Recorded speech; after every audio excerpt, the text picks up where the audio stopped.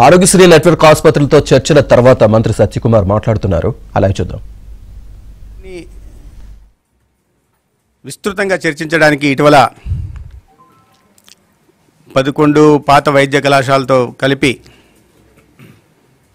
అన్ని మెడికల్ కళాశాలల ఆసుపత్రుల ప్రిన్సిపాల్ని సూపరింటెండెంట్ని కూడా పిలిచి ఒక రోజు పాటు బ్రెయిన్ స్టార్మింగ్ సెషన్ నిర్వహించడం జరిగింది.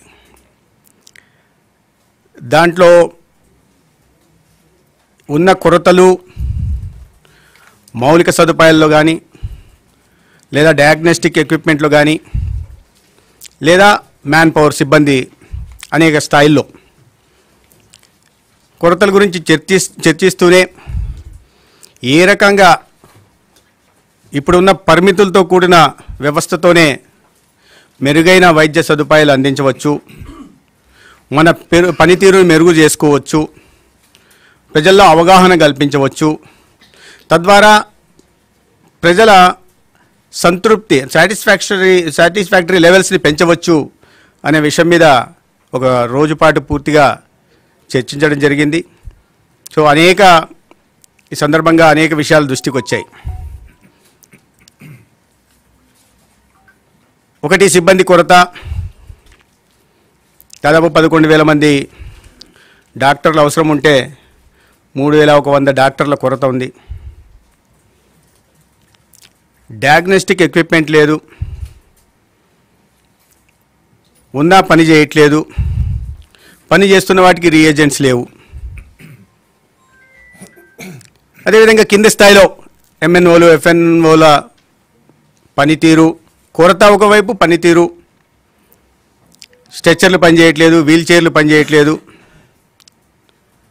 పనిచేసిన రోగులకు అందుబాటులో ఎంఎన్ఓలు ఉండరు, సెక్యూరిటీ పరమైన ఇబ్బందులు ఉన్నాయి, శానిటేషన్ పరమైన ఇబ్బందులు ఉన్నాయి.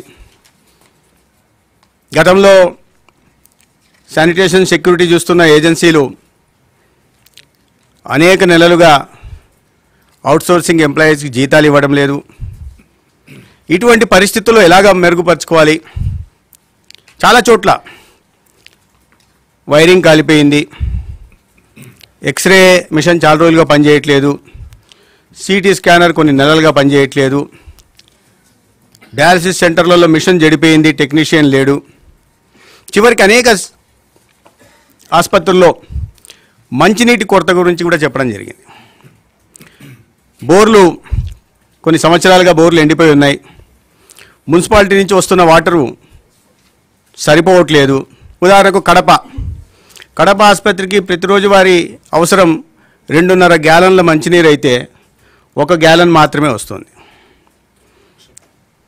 ఎక్కడో దూరంగా ఉండడం కారణంగా ఒక పేషెంటు ఆసుపత్రికి వెళ్ళాలంటే 250 రూపాయల నుంచి 300 రూపాయలు. అంటే ఒక పేద ఆసుపత్రి చేయడానికి 300 రూపాయలు ఖర్చు పెట్టాల్సిన పరిస్థితి. మహాప్రస్థానం దగ్గర నుంచి అంబులెన్స్ల కొరత. కనీసం ముఖ్య ఆసుపత్రులు 11 ఆసుపత్రులు జీజీహెచ్లు ఏవైతే ఉన్నాయో వీటిల్లో